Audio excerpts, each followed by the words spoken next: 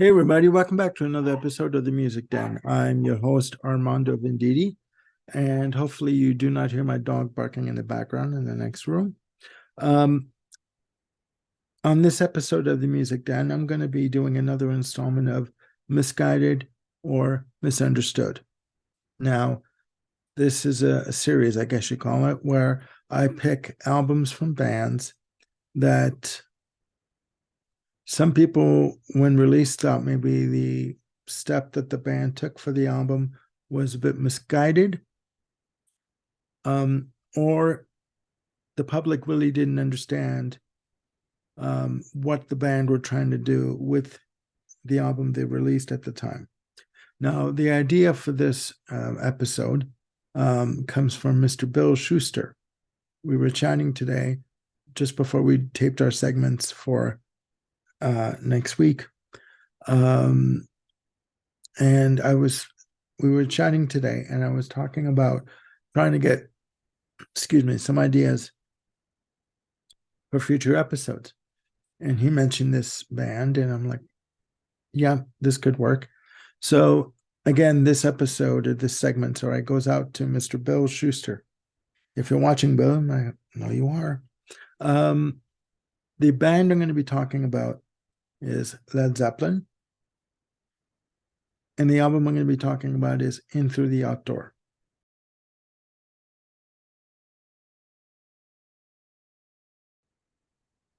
Now, Into the Outdoor is Zeppelin's eighth album. All the albums, including this one, were produced by Jimmy Page.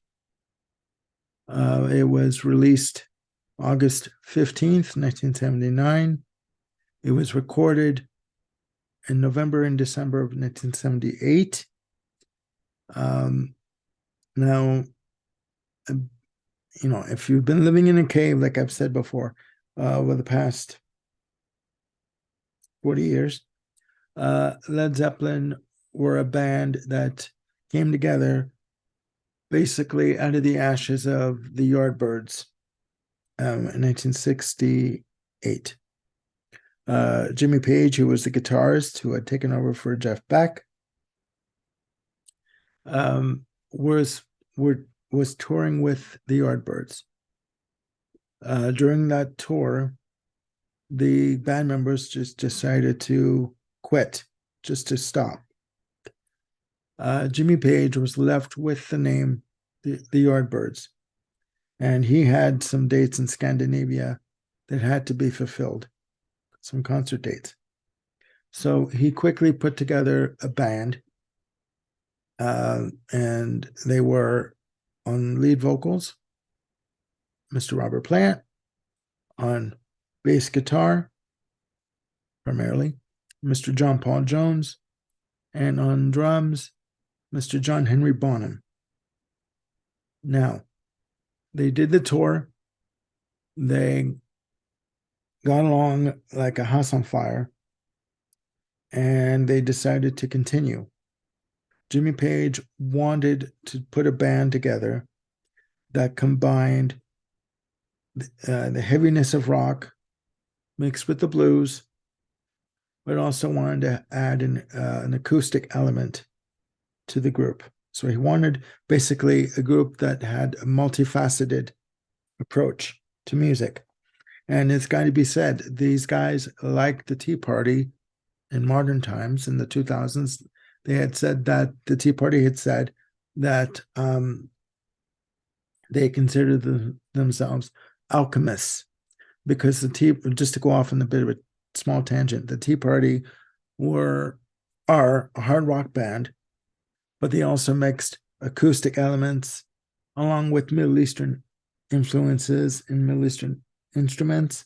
And one of their favorite bands or inspiration to the Tea Party is Led Zeppelin. So again, back to Zeppelin and Into the Outdoor. Zeppelin released a string of albums from 69 to 76. The debut up until presence of 1976. And they hit the ground running. and they never looked back. They were signed to Atlantic all around the world, with the exception of France, where they were signed to the Barclay label, Barclay label.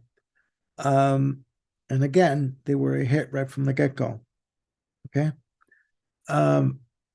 Their last album prior to Into the Outdoor was Presence. And that album is underrated by some standards. But I mean, that album has all guitar, no keyboards, no piano, no mellotron, no nothing, just bass, guitar, and drums, and a hell of a lot of guitar. So for the album for Into the Outdoor, the recording process, this album took a bit of a left turn in that you had John Paul Jones come more to the forefront with the use of keyboards and synth textures. Okay, still heavy drumming from John Bonham, but the album overall had a more of a keyboard oriented direction, and that basically stemmed from, I believe, John Paul Jones and Robert Plant taking a more of a role in the production of the album and the way it was going in terms of the arrangements and stuff. As I believe it, there were two camps that had developed: Jimmy Page and John Bonham, and Robert Plant and John Paul Jones. The album has 7 tracks. It featured Zeppelin's first, I guess, top 40 hit, All My Love, which is a beautiful track. It's just simply magnificent.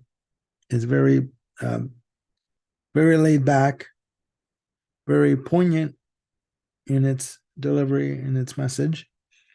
But you also had other songs like In the Evening, which was more of a rock-oriented piece. You had Hot Dog, which was the flip side on the for the single of All My Love.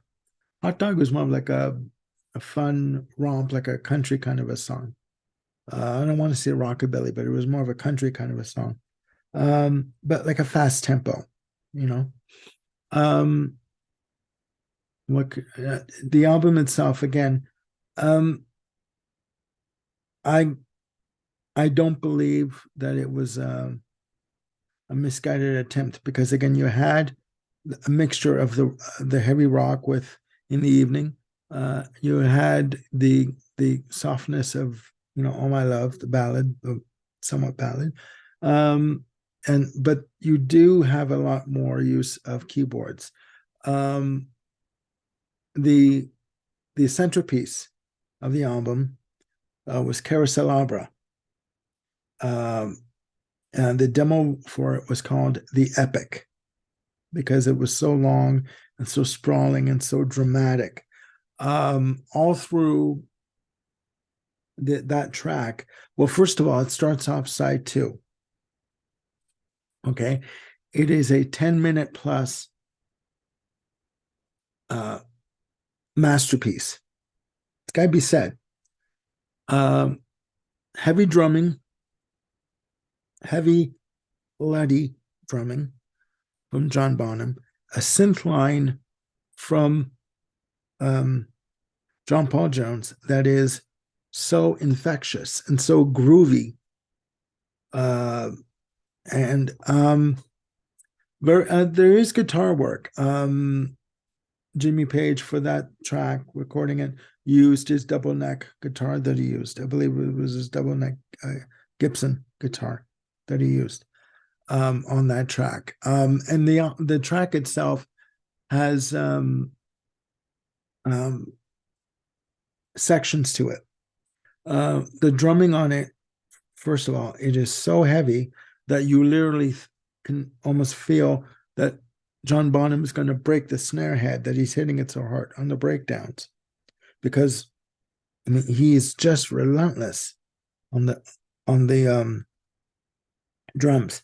And there's a section, the midsection, where there's like a breakdown where it comes to a slower pace, and you just hear the guitar strumming, and I call it almost like a burning, like the guitar burns. It's like, you hear the strumming of the chords, and they just sort of hang there in the air when Jimmy Page is playing them.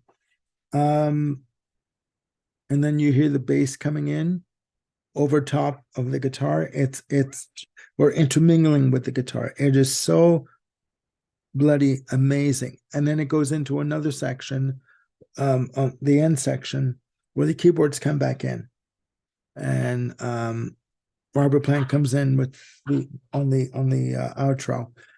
It is amazing. It is an amazing piece of work.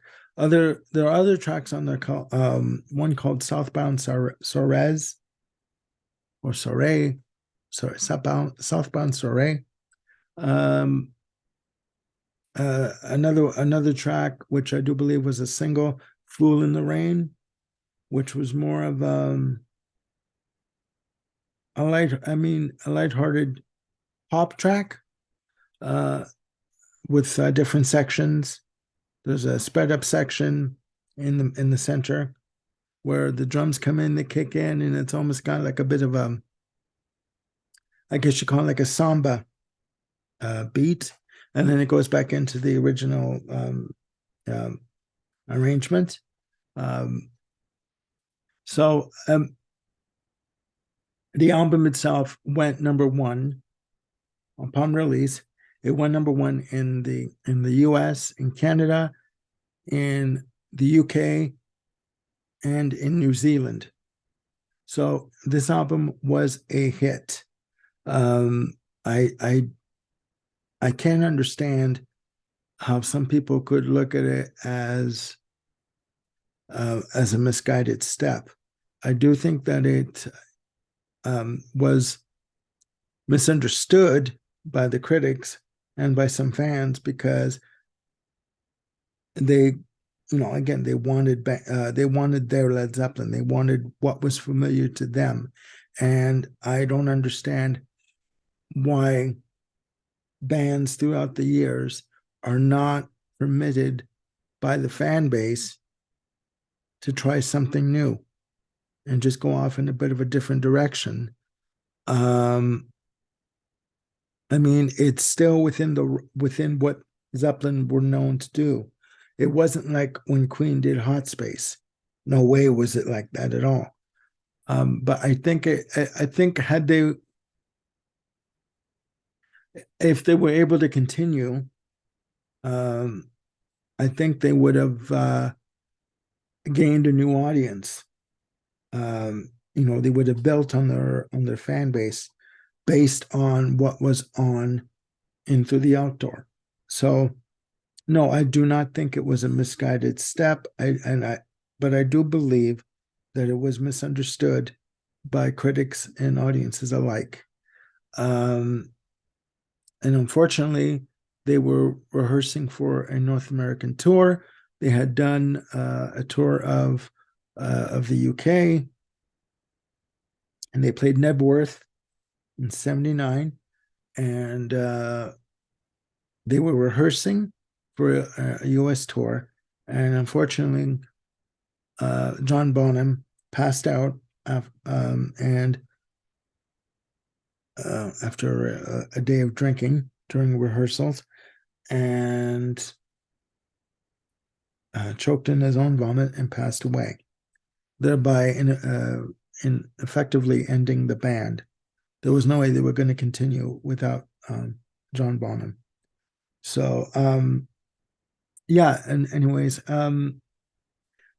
you can tell me down below, down there.